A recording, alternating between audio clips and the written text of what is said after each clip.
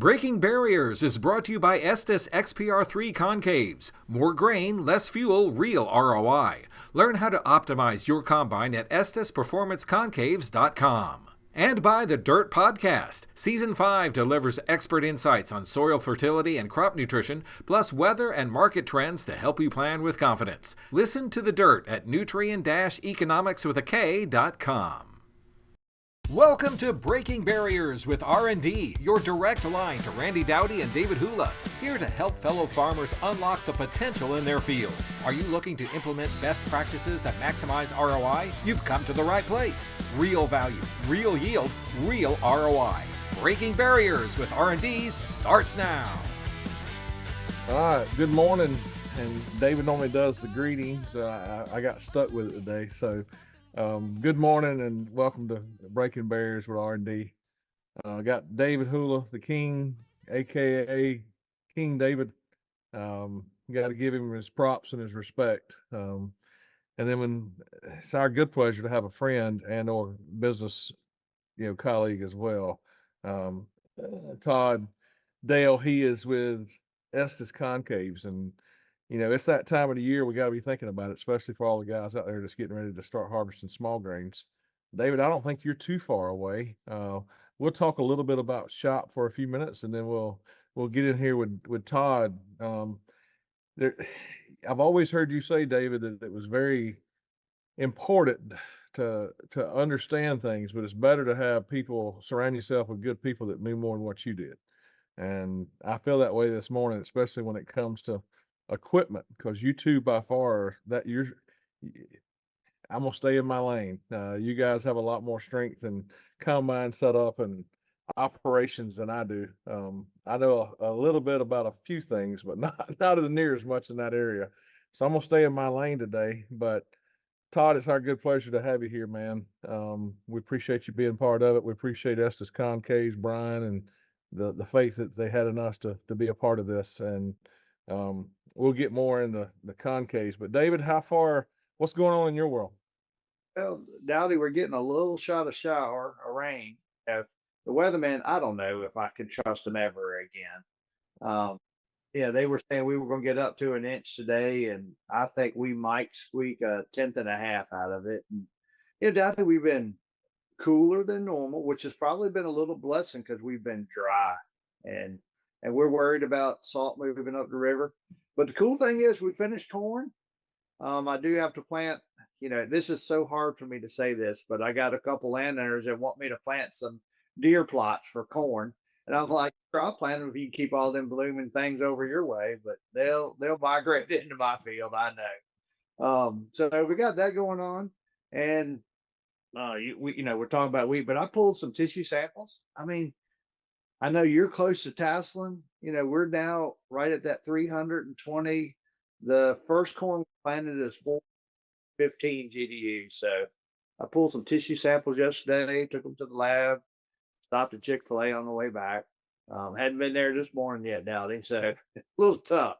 So, but things are progressing. Beans look good. Singulation, things look good. I really want to know. I got up this morning. They were talking about some bad weather, and I see your home area is in a tornado watch or something right now. So what's because I even saw some flooding in Atlanta. So We got between 2 and 3 inches this past weekend, and we needed it. I'm just telling you, it was awful dry. The non-irrigated corn was about to smoke a cigar. It was just in bad shape. This gave it a reprieve. It obviously has not pollinated yet. Corn's going to be really short there for sure. But these are dry land corners. We really didn't plant a whole lot of non-irrigated corn, but if you plant it, you really want to make something, right? And it goes toward the overall average. So we did plant it, being pessimistically optimistic that we would have a year repeat of last year. Non-irrigated corn did pretty well in South Georgia last year, and that's not usual and customary, for sure. But you're right. We are. Most of it is streaming about an hour north of us. It's just kind of moving, west to east. Looks like it's going to start to tail down. We got about a 30-40% chance on some of the corn. If you look at the hourly forecast, most of it is staying slightly north of us, which if it's bad weather, it can stay up there. for sure, but they are calling for rain through Sunday, and we need it. I mean, I did fire up pivots yesterday afternoon after that 2-inch rain. Just it's pretty sandy ground, and we're going into pollination. I don't want there to be a shortage. We had been irrigating a lot ahead of that 2-inch rain, and um, corn looks pretty good. We'll see. We'll see what it does. Getting Yeah, ready. It was 1,150 GDUs. I think I sent you a text on the through the 4th. It was 1,146 GDUs, I think, and most of those hybrids are in that high 1,200 GDU range on pollination. So I suspect that the first of next week, we should start to see some tassels starting to push, and it's supposed to be fairly cool, David. That's not normal for us. High in the 70s, low in the 50s, 60s. Um, I sent you that text, and you called me back and you says, "Are you bragging?" I said, "Or you just showing me the rain?" I said, "I don't know what I am. I'm just telling you that's not normal for us." But yeah. I do know that there's times you'll send me a picture or a text or a video or something just to get my reaction, especially when you're picking corn and it's just green. And I know, send me that screenshot of your weather forecast, and it's like rain, and then lows in the 50s and 60s, and highs in the 70s and 80s, and pollination. And it's like, what do you want me to do? Just stomp on my phone or what? So it's like, ants, will you? So hey, it's only 4 or 5 weeks of having fun that I get to really, um, enjoy it because I know what's coming. Um, it I know what's coming. David's not too far behind me, and chances are you don't count him out for sure. But, all jokes aside, we're thankful for the rain. It has helped the firefighters with the fires that's been going on down there. Um, it's been bad. So this rain that's coming hopefully will help finish everything off and take some of the risk away of continued expansion of the fires. But it was bad. Last I heard, it was 60, 70,000 acres in one fire that had been burned, and a lot of homes destroyed, a lot of livelihoods being uprooted and shuffled, and that's not good. Especially times are already tough, right? To have something like this happen on top of it. So but the corn for us is, like I said, we're approaching tassel on the first planted corn. The later planted corn is about 300 to 400 GDUs behind it, but I mean it looks good. It's probably both of them come up within 6 days. I wouldn't say it's any, depending on what the weather does between here and when it pollinates and in the grain field. Not all our eggs are in one basket, but we'll see. We'll see what it does. Beans are okay. Nothing super sexy there. Just we'll see. We sprayed our last post herbicide, I hope, and now we're trying to get them conditions and primed to start really setting some flowers and start loading up some pods on the bottom of the plant. So yeah, see, that's something we're just getting ready to get started to. We are just getting started to spray some post herbicide on corn, and we haven't side dressed anything yet because we're still awfully young. We're still, plants living off the strip till and what's in the starter. We'll be anxious to see, like I said, I pulled some tissue samples. Be anxious to see where we are compared to previous years. We got some things that, I was looking at. We've tried some different potash sources, Dowdy, some sulfate of potash, and because we've had to irrigate just to get the crop good, we pulled some samples in the pivot and out of the pivot in the corners to see kind of if that what the fertility has done. And then we got some no-till compared to some strip-till, looking at some root systems there. Now, clearly the roots are doing their thing, but I did send you a picture yesterday about some soybeans at same field, different stages of the growth. Took some time and looking at how soon the beans were nodulating, and looking at some root activity. So I would challenge growers out there as they're walking fields, take a shovel, start digging and looking and see what you see. Yeah, whether you're calibrating your eye or just getting some visual observations of what things look like, and if you can remember what it looked like last year if you did it. So that's a cool thing about what you and I do, Dowdy, is we try to instill upon growers to get out in the field and start looking at their crop because, yeah, what do you say? The best thing in your field is your shadow. That's right. And I can't claim that as my own. I heard that by an old timer one time, and it resonated with me. Best thing you see in your field is your shadow. And especially if you're the principal, that it's your indebtedness or you know, your money that's at stake, whether you got to service that debt or whether it's money that's just, you know, surplus that you're farming off of based off of years of profit.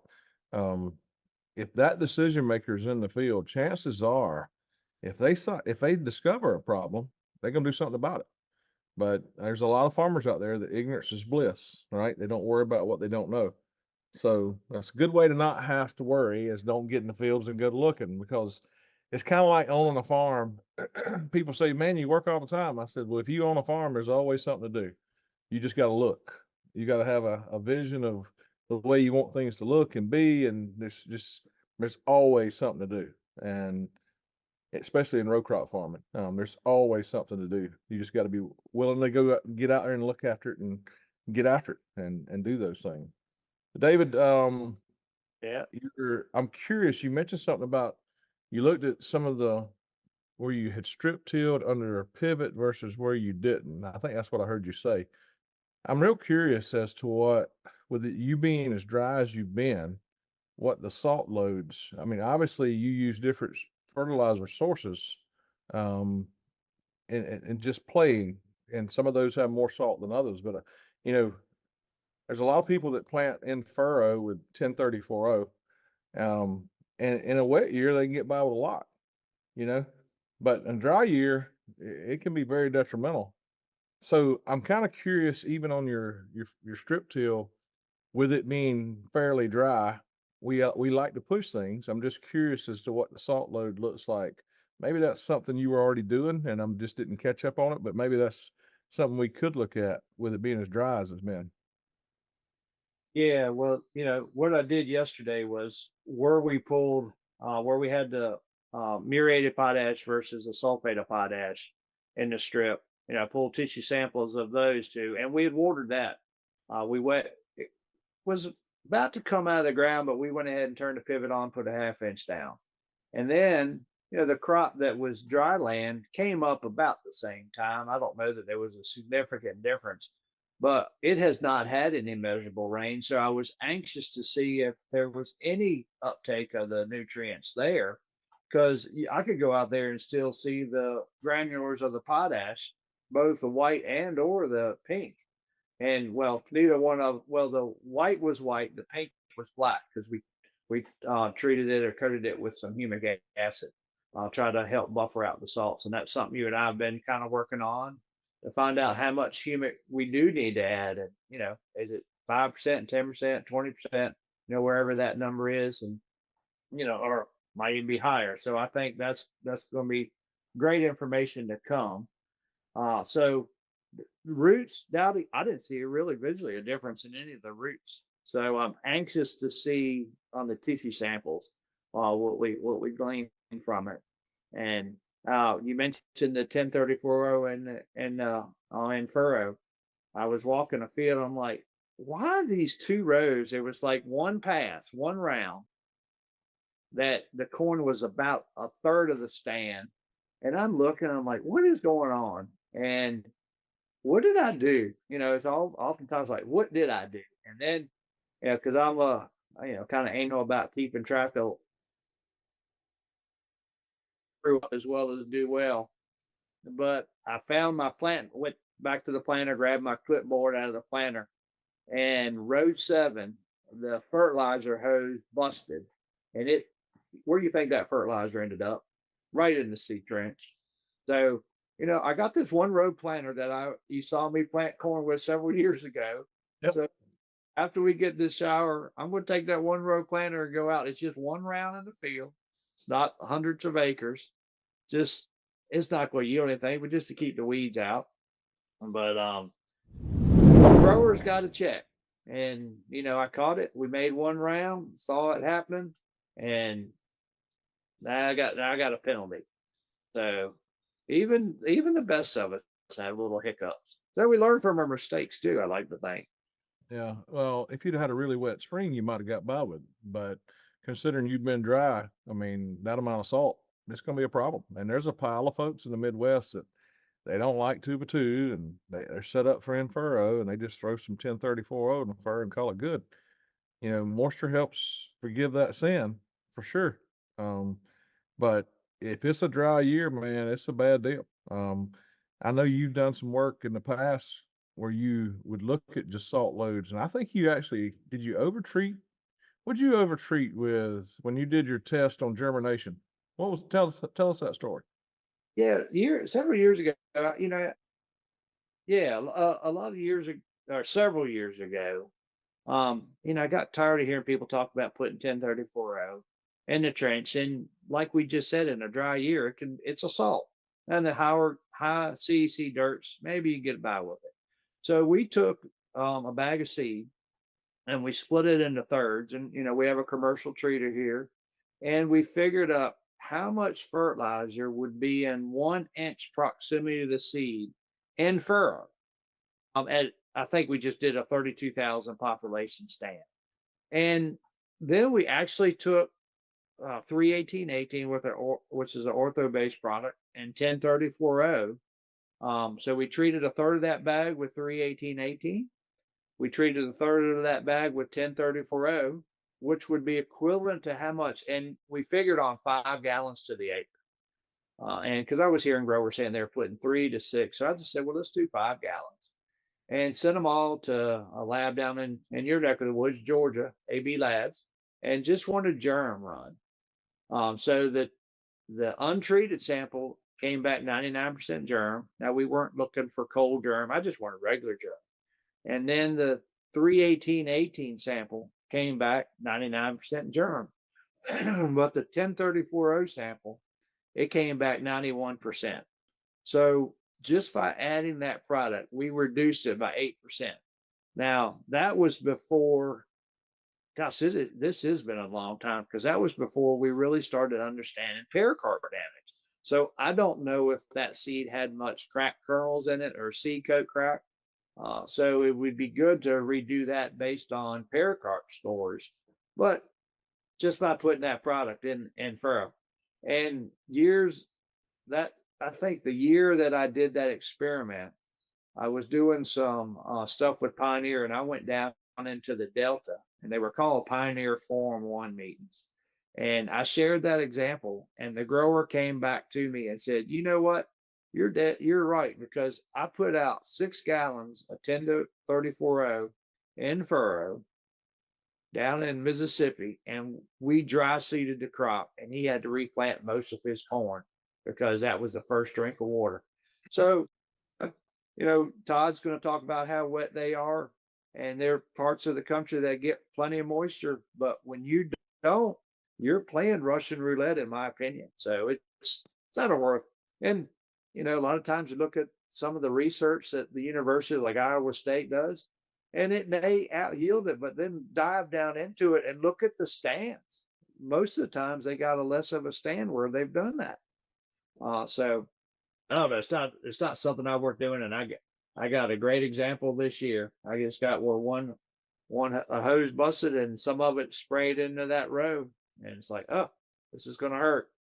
So Good deal. Well, David, I know you've got some small grains that you're probably 3, 4 weeks from, depending yeah, on how much rain you get between now and then, as to when it's going to be harvested. I think you normally start the 1st of June. Is that right? Or end of May? yeah, we used to start barley at the end of May, and wheat about the 8th to the 9th of June. So we're not far from making sure the combines are ready. So Yeah.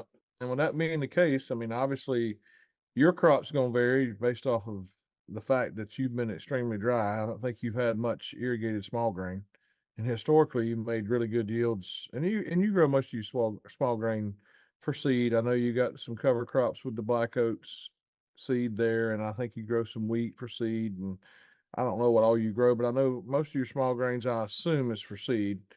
And this year, you've talked about it already that, seed and quality, who knows what you're going to have and what yield may be just due to the drought.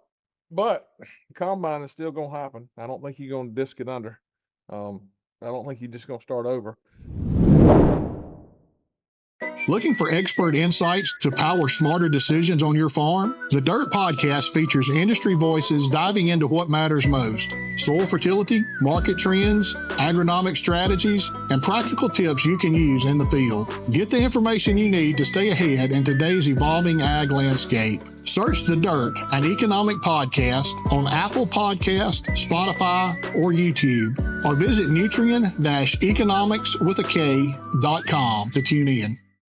Still running factory concaves or an upgrade that never lived up to the promise? It may be time for Estes XPR3 concaves. Built for operators who demand more from every pass, XPR3 helps improve threshing, separation, grain quality, and crop flow in real harvest conditions. This isn't just replacement, it's a serious performance upgrade. Estes concaves, built for operators who don't settle. Visit EstesPerformanceConcaves.com and secure your set today.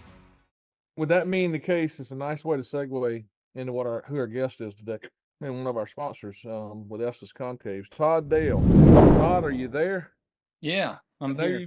I know you've been listening to us talk a little shop this morning about corn and beans and just some things that we're doing on the farm. But man, Todd, how long has it been? 3 years since we met? I don't remember. Maybe more than that now. It's down in it's been Phoenix. at least, yeah. Was the first I met each of you personally, yeah, and then I'll bet you it's been 3 or 4 crop years ago, yeah. Oh yeah, at least. Todd, it's always our good pleasure to spend time with you. Give us a little bit about your background and history. When people see XPR3 Estes Concaves on your sweatshirt there, they say, well, he's a concave guy, etc. But tell them a little bit about your history, and where you learned a lot about, the equipment that's being used today and how to set a combine and things like that, if you don't mind. Yeah.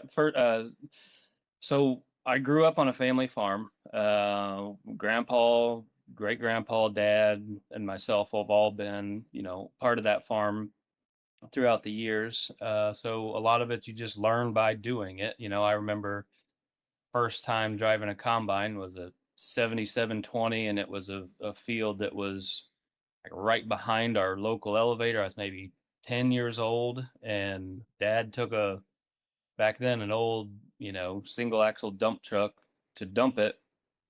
I got to do 2 rounds or whatever of corn by myself, and by the second one, the side of the combine, the wiring harness started smoking. It was kind of on fire, and I was there. I was, way before cell phones, and that was my first experience running a combine, which maybe a lot of people would have just chased off. Like, if it catches on fire when I run it, I don't want to do this anymore. But I've just always loved it. Always loved the harvest part. Always loved the fall up here where I'm at, northern Indiana.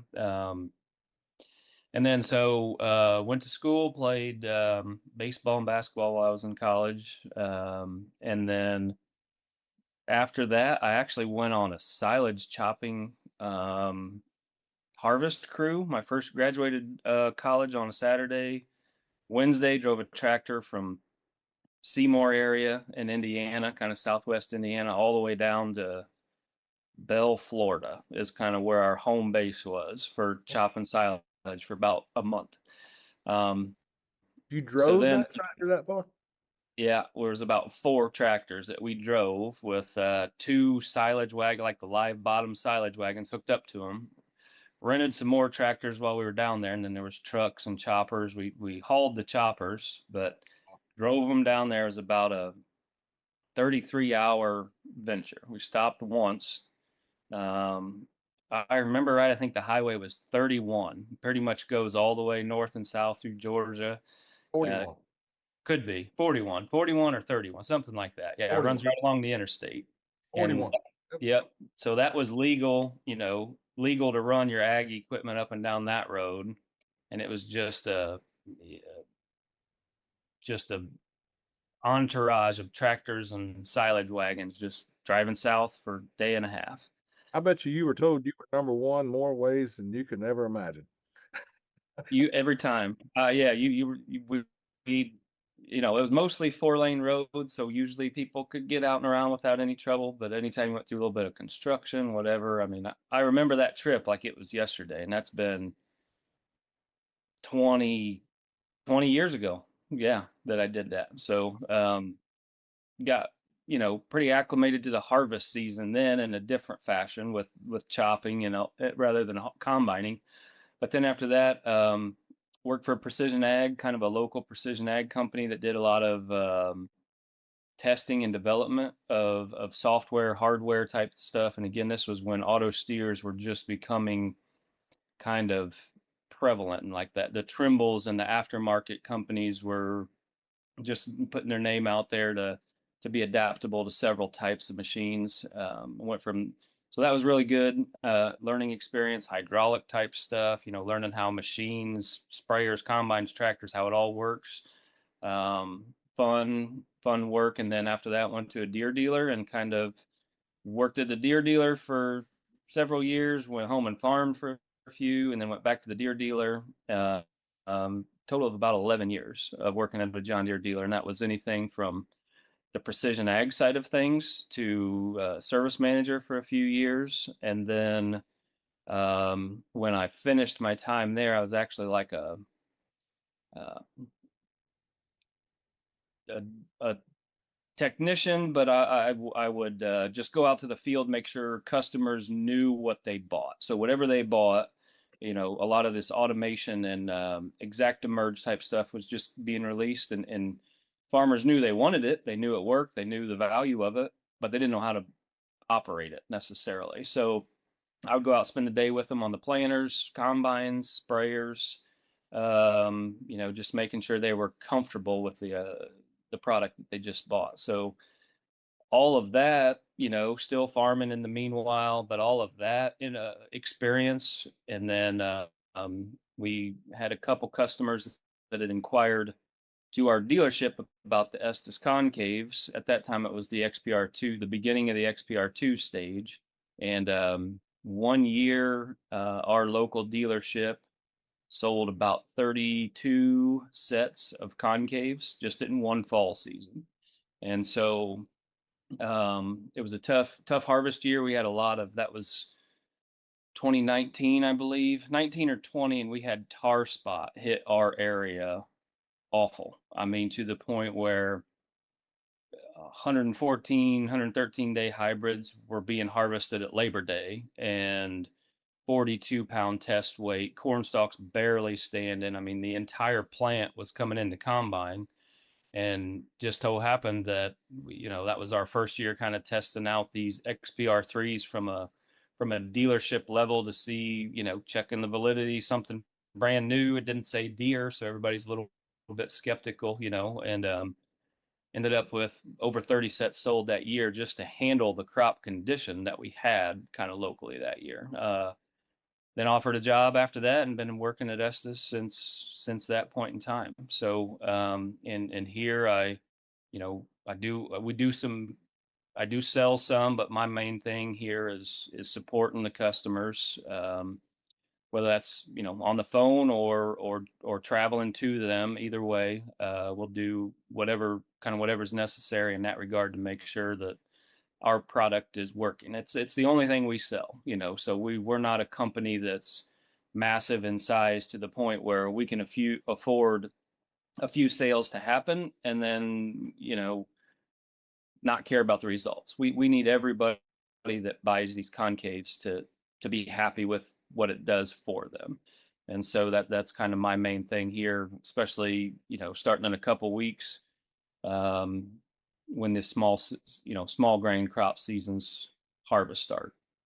Well, I'm gonna skip ahead, David, and I'm gonna run to the front of the line because I can tell you, my knowledge, breadth, and depth of just how a combine works and all those things. I'm gonna just tell you, if I've got a weakness, that's it. I didn't work. My dad was a minister. I was a tobacco guy. I could reach the top rack in a bulk barn. I was throwing watermelons. That was my extent to farming as a kid. And when I, was removed from that by my dad moving us to a different area, I didn't have any farming background to learn. And then when I started farming, I guess in 2006 to help pay for a piece of property because I love the deer hunt on it, and it had pasture, and I didn't want to raise cows, which I wish I had about 10,000 head right now, based off it being profitable. But end of the day, I didn't know anything about it. I worked a full-time job with the feds, and I just didn't have a knowledge base. And I started out with a Trimble guidance because I didn't know how to drive a truck. I just didn't. I know how to get on it and make it go, but I wasn't an operator, so to speak. And we all know the seat warmers versus the operators. There's a difference. And I had to drive to make yield. I did not know a lot about making equipment, so I had to depend on the dealers to help me with my learning curve. I depended on the university to help me with my learning curve. And then I started asking a lot of questions that people couldn't answer. The rest is kind of the rest of the story. But the equipment side of it, there is just a void, especially in Georgia.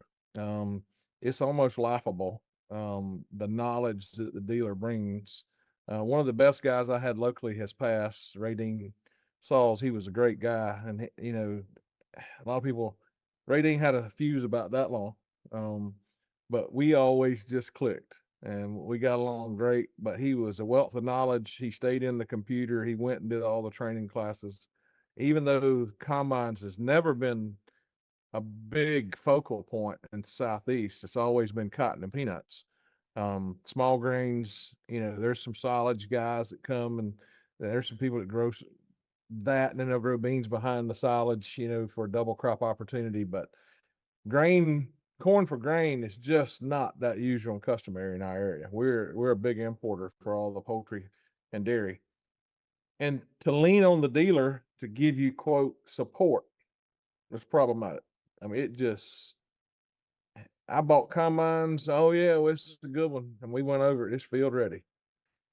I've had Todd go behind me and look at me like I was, his head spin around like 3 times. And you ready to go to, I think we are. So the dealer come out here and checked it out. And I mean, he's finding crap left and right.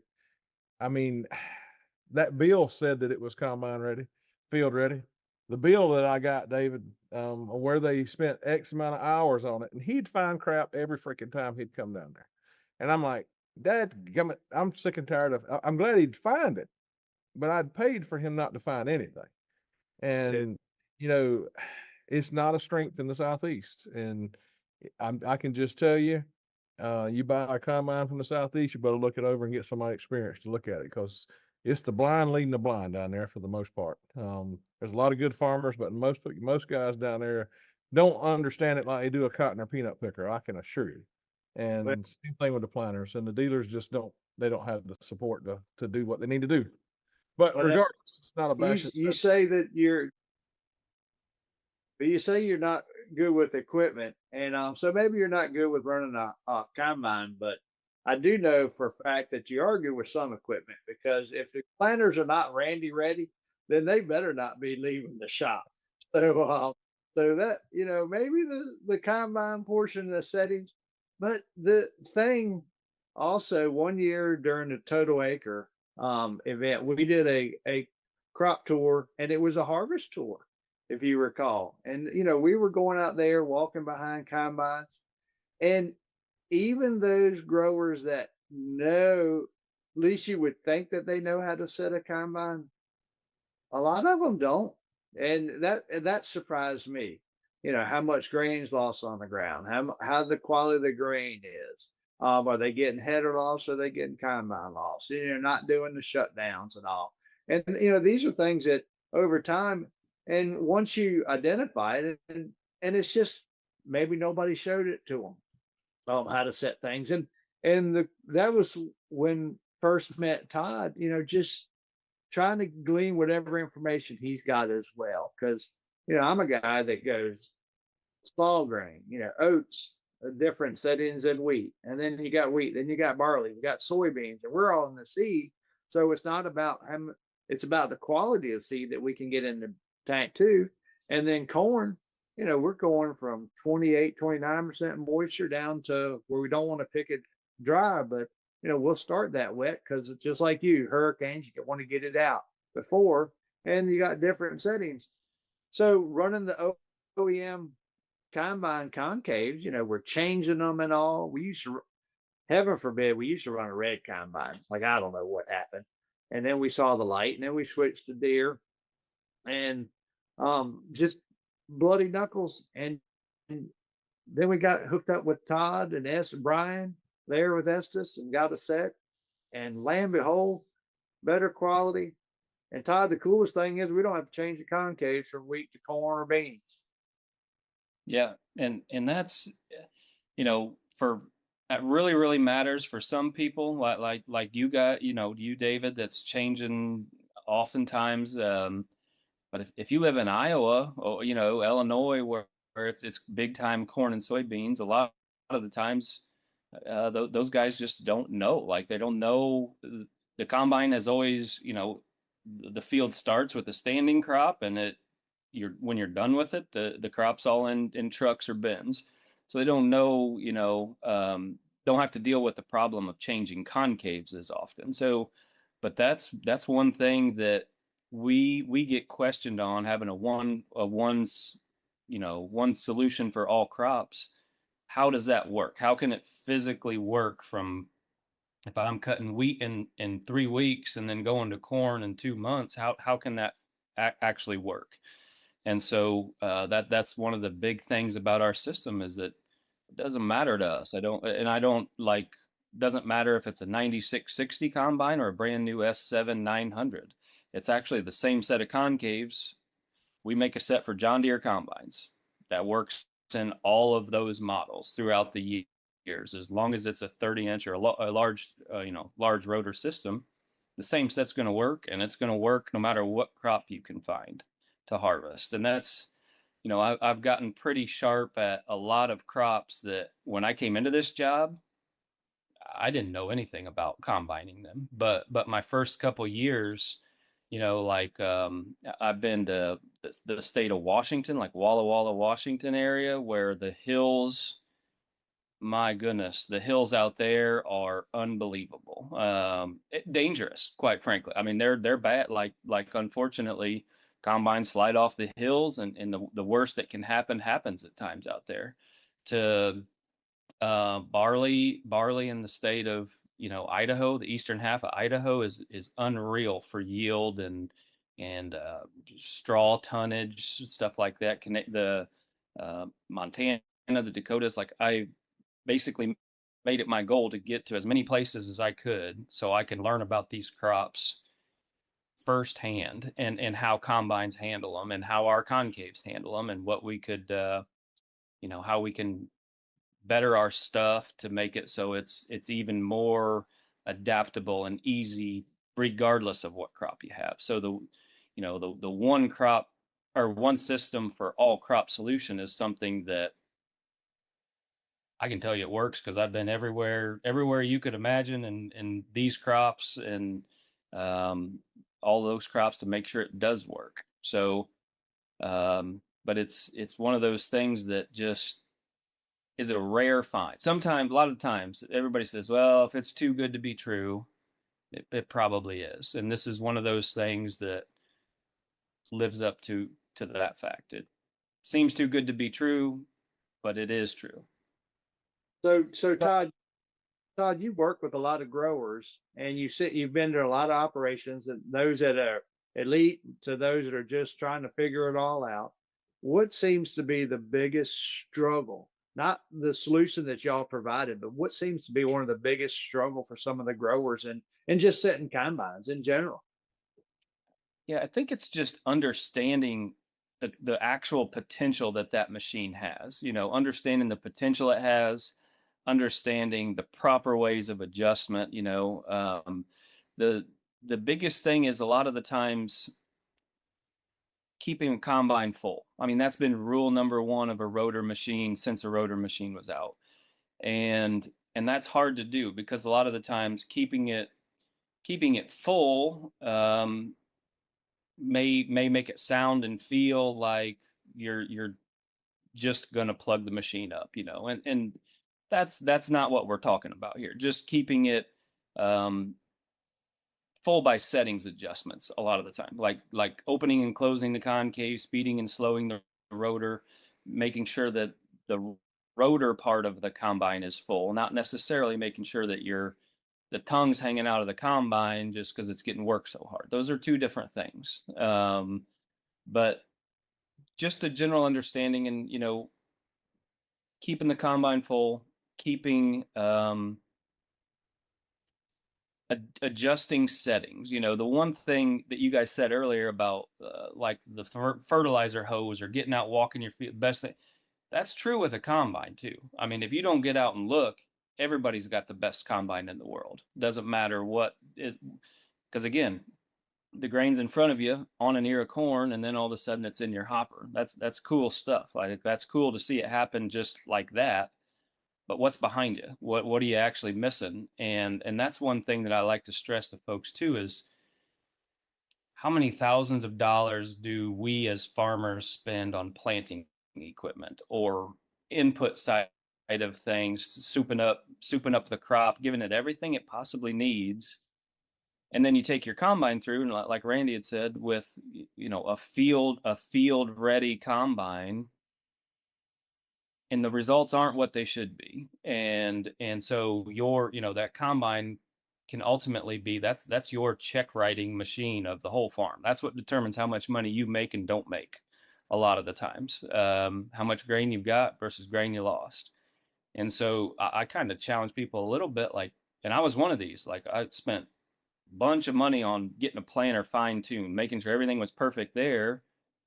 And then we'd let the combine go through the shop and get inspected and repaired and all that. But there's updates that can be done to the harvest side of things too, to make it so it's fully optimized and physically able to capture all the bushels that you just spent all the money on to grow. If you can't capture them, why spend the money on it to grow? You know what I mean? And that's kind of where I'm at with some of this stuff. Secure what you can secure, get the bushels that are hard to capture, and let the combine pay you back to its fullest potential possible. Control the controllables. Correct. Yeah. If you can make it work, and you can make it work better than most, why not? That's it just keeps adding up. The more acres, the more bushels. And sometimes even like now, market wise, not great. Fertilizer prices through the roof, fuel through the, everything's expensive. But the old adage of, spend money to make money. Like, I don't know how to, you're doing it with growing your crop, right? You're spending money to grow, to make money. And I guess, it's just worth mentioning, don't forget about the combine, whether that's a set of concaves, I don't care. Whether a set of concaves or just, doing a few extra repairs that the technician may say, hey, yeah, we can probably make it another year or two. Is this a year you want to give that up? Is this a year you want to give up that year or two and that potential liability? Or do you want to maximize your potential returns and get it fixed, spend the money ahead of time so you can capitalize on the income afterwards? We all got to ask. What a Hope Farm Journal, listens to, and they normally listen to the podcast and they write articles that ends up in Ag Web. I hope they're listening, because there's a lot of farmers out there that they've got what they got. And I made a comment earlier, ignorance is bliss. They don't understand. They don't worry about what they don't know. I know. And and when we would go to the range, when I worked for the feds, they'd tell us, aim small, miss small. That's the way we need to be with farmers too. We got to be so dialed in that if we do miss, it don't cost us a lot of money with every step of what we do. And I will say this, you mentioned fuel prices. David, not only did my grain sample improve by just being educated of how to properly do it, Todd would teach me things. He would come and help me set the combine. That's invaluable. That's huge. That's part of what you get when you buy an Estes concave, is you get somebody walk you through things, He'll get on the phone with you. He'll answer the call at 10 o'clock at night or 8 o'clock in the morning, whenever. He's there. But we saw grain quality improvements. We saw, less cob and less walking out the back. But one of the biggest things we saw was just fuel consumption. I mean, the combine really physically did not have to work as hard. And I mean, you could look at the kilowatt meter on the side of just the load on the combine, same speed. You take a video and you look at it and similar yields, and then you just watch the load go down when the concaves changed. And when you're putting $5 fuel in it right now, off on road fuel in Michigan yesterday was $5.99 a gallon. That's $6, David. $6 a gallon to put it in your truck. I've got 20% in the fuel tanks up here. I'm scared to buy off-road fuel because I bet you it's going to be $4.50. We're going to get it down to zero before I order it, because I know I bought it a lot cheaper, and I'm hoping this stuff with Iran is going to make a difference pretty quick. But man, if you could save, do y'all have a number, Todd? I know you talk about grain quality and grain efficiency and preventing loss, but have y'all done the math on just fuel savings with the XPR3s versus, say, other competitors or OEM products? Yeah, so it's that one's a little bit harder. I mean, a general rule of thumb would be 130% or a 30, however you want to label that, but you're going to either increase your acres per hour by 30%, lessen your fuel by 30, because if you're, again, ideally go back to the, keeping a combine full, if you've got more power to give and you're not giving up loss, then maybe the better way to do it is drive a little faster. Do 2 acres more an hour. Whatever, 2, 3, 4, 5, depending on your head, depending on your combine. And so at that point in time, the other thing, as well as the fuel savings, is just as more important. Like David, I don't know if in order for us to trade combines every year up here, depending on your model, you're probably 300 to 650 a separator hour to trade. So whether that's fuel savings that you're having, Randy, or less time on the machine because you can drive a half mile an hour faster, one or the other, or sometimes both of those numbers are going to increase exponentially, to be honest with you. But I mean, you can go from, like, you got the little fuel meat, the Deere guys got the fuel acre or fuel gallons per acre, and a lot of the time combines, again, depending on the model, 1.2, 1.6, something like that. You'll shave, it'll be a few tenths, same ground speed, exact same ground speed, and I'm talking like next swipe over in the field. So we did it with an OEM version, and we were 1.2. We put ours in, and we're 0.9. So that adds up. I mean, 0.3 of a gallon of a fuel per acre may not seem super appealing, but you spread that out over all your acres, and then you also add a half mile an hour, to the ground speed, and you get both of them at that point. You're talking thousands of dollars. I mean, I never thought about the especially trading. now. I mean, I haven't done the numbers at this fuel price. We probably ought to. You may be talking paying a whole system off with savings of fuel in 1 year if you got 1,500 acres to combine. One of the things that we've been able to do, because Todd, as you well know, we're rolling combines. We kind of run them 2 years and put about 400 separator hours on them, and then roll it over. And we've been able to not have to go to that next size class combine. When you start looking at it here, we're a class 7 combine and almost as efficient as a class 8, with ours being full. And I look at some guys running 8s, and we're harvesting more bushels in a day than they are. And they're running a 12 row head. We're running 8. We've run some 12s, and so not only is Dowdy's talking about savings of fuel, because I see the same thing you're talking about, Todd, where I know how many gallons we've been running before, how many gallons we are now, and then how fast we're going through the combine. There are times you don't want to be the grain cart operator because it's they work a lot harder now, and that's what Harley's task, and he's working a lot harder than the truck drivers, just trying to keep the grain away. So, Yeah. so those things, but for me, it's not just to save as a fuel; it's just a quality. For a soybean, I mean, air germs on our beans are just been phenomenally better since we made that transition. And the settings are just different. My brother's like, "Oh my gosh, I'm gonna slug this combine up," but no, I mean just the way y'all are recommending having these settings and then small grain. We've turned a combine because we've done a lot of changes over the years. We went from platform heads to stripper headers now. We're getting bigger stripper headers, but the combine is in essence become a cleaner. And now when we've done the Estes concaves, we just got a cleaner sample too. And I can't, and we're not changing concaves. That's it's not a big deal, but when you do it all the time, it becomes a big deal. You get tired of it.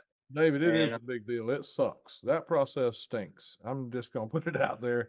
I could tell Nathan and Renato today. I said, "All right, we got to change the concaves out."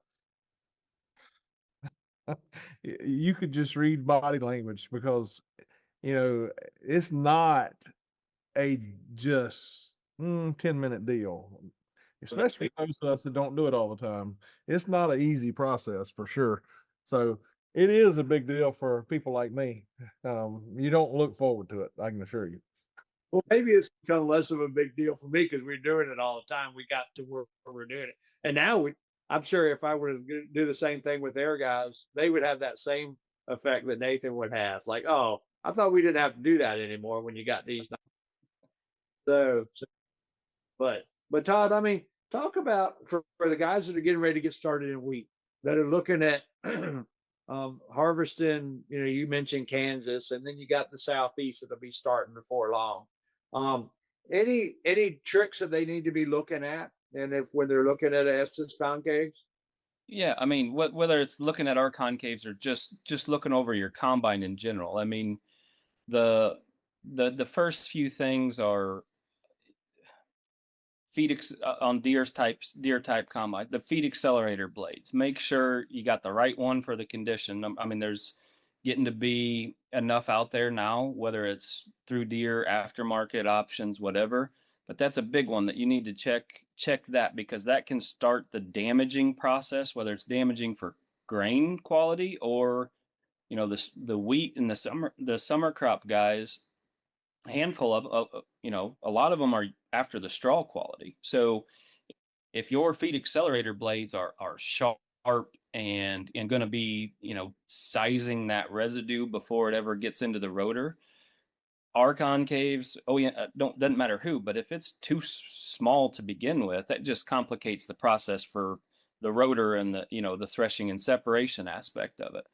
So make sure that just your general wear parts, the feed accelerator, threshing elements, separator tines. The other one is, and it gets forgotten a lot, is just make sure your feeder house chain is tight. When you go into these summer crops, what's more likely to start balling up and wadding up as it's trying to make its way through there is right at the very beginning. If that chain's got slop in it, even if it went to the shop, even if it went to a tech, make sure it got tightened back down. It's not dragging on the floor and wearing that out soon, prematurely. But then, again, the key with a lot of it is just getting your eyes on stuff. Don't just go fire the combine up after you parked it and blew it off last, November and think it was good then, it should be good now. There can be a lot of things that you can make yourself money and get some additional return just by getting your eyes on stuff. And then, concave wise, it's one of those things that with our stuff, you got to run our settings. You kind of said it, David. And at the end of the day, I mean, a combine's a combine. So the longer I've been doing this, a lot of the times the case combine, the red, the black, the green, the color of combine and the settings with our system actually end up being very similar. It doesn't really matter what color or make of combine, but the end result is going to be the same. The settings process and the process to get it set right is going to be very, very similar, and you're going to end up with similar, 10 millimeter concave openings, 750 rotors. Like those things will be similar regardless of what type of combine you got. And the big reason is it just changes the way. And maybe let me explain how. With our notched bar, it's basically like a open notch deal. So you get this part down here to thresh with, you get this part. So our notched bar is generating or providing threshing surface area for the rotor. So just a backboard for the rotor to sling the crop up against. With that, it's the most in the industry. You got to have two things with a combine. You got to have threshing surface area on a concave, whether that's round bar, small wire, R bar, whatever it is. And you got to have gaps. You got to have space between those bars to get the crop out.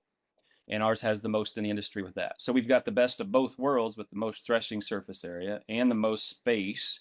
That's how, you put a small wire in for wheat. That's because you need all the threshing surface area. You need all the bars to be pounding the heads against. Ours, you don't need all that. You just need a big chunk here, a big chunk here, and several bars through the process to make it work.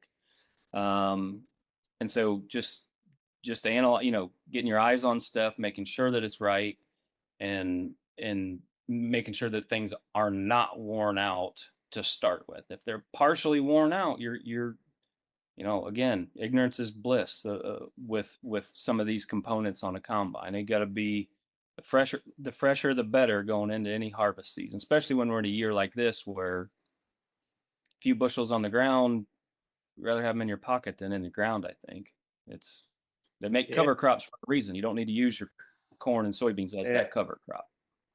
Well, it don't take but 2 kernels of corn to make a bushel per square foot. Yeah. So, and I know Dowdy and I were in Virginia one year, and you talked about managing the crop up front. The farmer there was very diligent on making sure there was no grain loss, but then he had a lot of loss because he let some pests eat his crop up, and Dowdy pointed that out. So trying to retain and keep everything we can get is key this year. You want to have a strong start, and you want to have an even stronger finish. And I like your analogy that your combine is like your checkbook. So that's what's helping pay the bills. I did like. The other thing I'll add with that, just because I see this up and down the road, if a farmer's got our concaves and they call, say, hey, I'm having 3 kernels in a square foot. Getting it all is hard. I mean, near impossible and especially with some hybrids and ear type, cob types.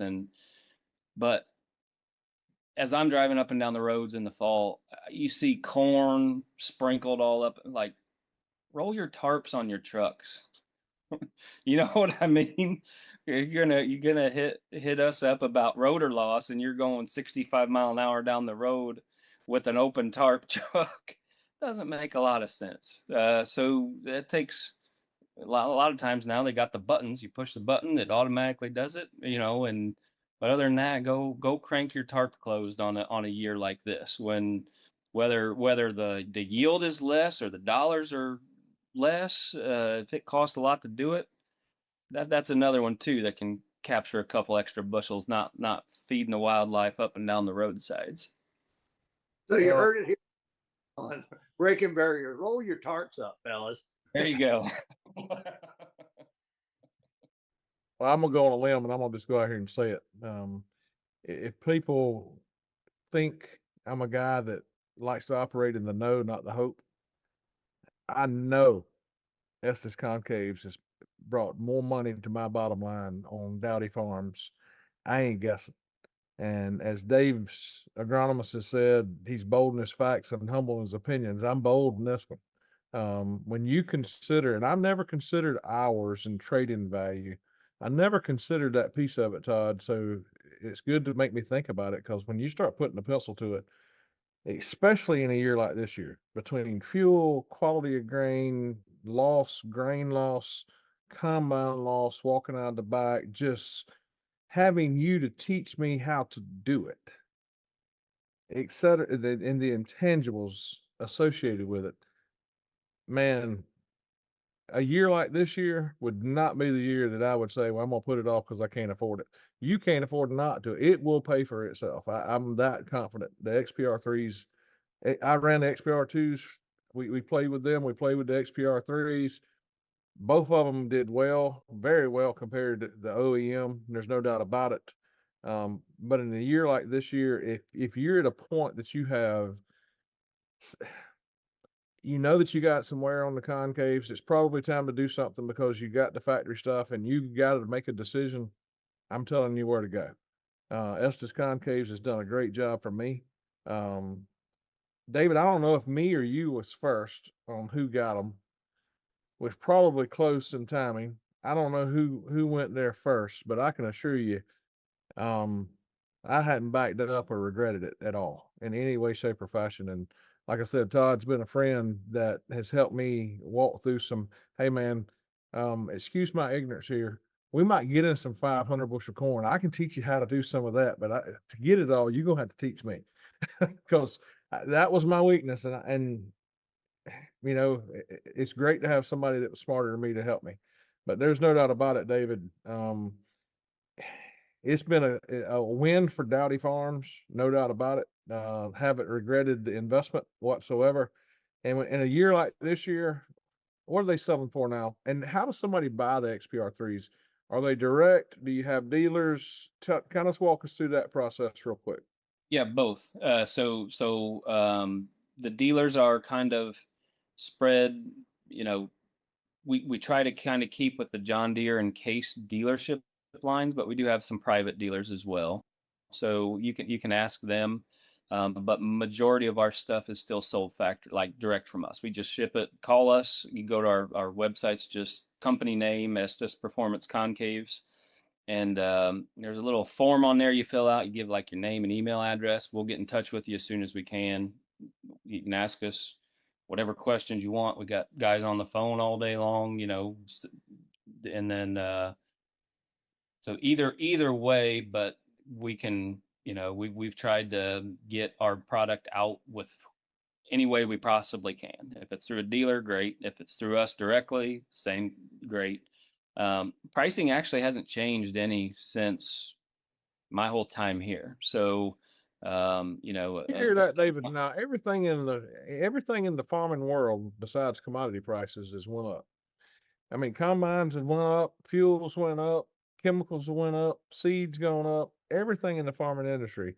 But he's telling you that the price has kind of stayed the same. So I appreciate Brian and them. You know, it's obviously made of steel. So and there's been fluctuations in steel prices over the years with everything you can think of. Well, prices are going up. There's a shortage, or it's COVID, or there's something. So for you guys to stay constant in your pricing there, that's a win too for the farmer. So thank you for that. What? Yeah. But continue. Where are you at on pricing today? So basically, a set of concaves is going to be about $7,000. That's just in that neighborhood. That's really any make or model of combine. The three concaves for a deer, or the 4 concave modules for a case, are right in that $7,000 neighborhood. And then you can add to it. Like we're the only company that I'm aware of that makes a separation grate that we kind of didn't really hit on too much, but basically different curvature, different depth of separation grate, and more disruption is what we add to it. So the tough to separate crops, the high, wheat with a draper head, bringing all that stuff in, that separation grate will save you grain just because it's there. There's no way for it not to. And then you can add, depending if you add 1, 2, 3, or 4 of them, that'll change the price on the entire system. But it's a little bit of a like an a la carte type offering. With the bigger combines that you've got, the more separation grates you should have to get to a point, like David said, where you kind of upsize yourself a combine. And so it can vary from the 7,000 up to about 17 for like the X9s, when you're dealing with two rotors, or the newer case, the big case, AF case, and New Hollands with the twin rotors. But 7 to 12 a lot of the time for most of the deer and case systems. And then, and like I said, it's all never changed the price since I've been here. Those prices were the same we were buying them for when I was working at the dealership. And it is US steel. We've had to eat a little bit of it because the price of steel has gone up, but we've also, he's really good at staying kind of ahead of the game. So went from having a lot of this stuff outsourced, having different shops have to make it for us and whatever, to it's all done in our, under our own roof now. So if we need to make a small change to something to benefit or whatever the case may be, overnight we can do that. So the fact that it's all made in one house, all under one roof, and that's the priority of that manufacturing shop. That's huge for us to have that as a benefit. I mean, if you got to wait, you won't. Most of the time, you order a set today, we'll ship it tomorrow. They're available, and we're making them all year long. So, another benefit I think is that we don't have to get 500 sets made ahead of time, and then when we're out, we're out. We sell 1,000 sets by Labor Day. We'll build 1,000 more and have them ready to go all through the fall. David, before you wind this thing down, I want you to reinforce what you said earlier in case somebody didn't hear it. For you to go from a 7 class to an 8 class combine, what's the cost difference there, and why have you not made that jump? Repeat what you said again. Well, I mean, I look at, we've been running 7s. Oftentimes when we buy a piece of equipment, we're looking at, all right, how efficient can we utilize it? And then also, what about on the backside of it? Are we going to be able to move it, or is it going to be something that's going to be sitting around? So we got a relationship with their James River dealer here in Tappahannock, where we rotate their combines. We keep them for 2 years and then rotate it. Then with the amount of acres we're running, we're teetering. Do you need to go, because we run 2 combines? Do we need to go to a class 8? Well, we only use 1 combine for harvesting corn. The second one's for when we're cutting small grain and or when we get into soybeans. Since we have gone, we were almost on the verge saying we need to go to a class 8. When we switched to the Estes Concaves, we did not have to even give that any more thought, because now we've demoed a 12-row head. We're still sticking with the 8-row head. We can keep it full. We keep the combine full. We're harvesting as many bushels as class 8 combine is right around us, and I don't have that cost. And when you start talking about a cost, now you're looking at another $75,000 or more to go up from a 7 to an 8.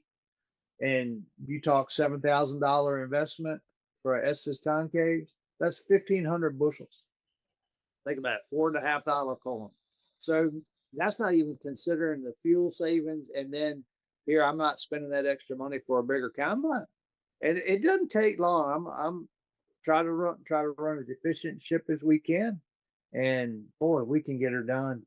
And the neatest thing is we got the support from Todd or Brian. You mentioned it, Dowd. Give him a call. Now, I'm not going to call Todd at 10 o'clock. I might call him a little bit later. I ain't calling him at 10. At least I hope I haven't ever called you at 10 o'clock, Todd.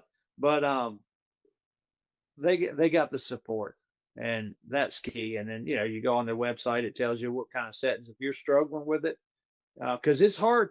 It is hard for a grower that's usually accustomed to have settings this way. And all of a sudden you kind of throw that right out the window, Todd. And then you got different settings. That's like, that's a little bit different, but the results are the results. So that's why we stuck with the 7. got the Estes Concave, so we got the efficiency of an 8. Well, David, we've had Todd come to our grower clinics, our planter clinics, and him talk, and the room's always full. Standing room only, 99% of the time. When he speaks, Dean, he's kind of like Dean Witter. People are going to listen because not only does he understand being a former John Deere service manager, crap, I remember the day that he took me into screens on that display that I never knew existed. And I think he even told you about a setting some point on a screen one day. And David, you can go here and look at this and blah, blah, blah. And I was lost. But there was even stuff like that. And I heard David go, huh. And if you ever hear David go, huh, you probably got his attention. So that's the cool part of him having some background, not just on concaves, but understanding the equipment, understanding the way John Deere. A dealer hadn't showed us that crap. I mean, I had never seen it, and it's invaluable to have somebody like Todd. And I'm not patronizing him.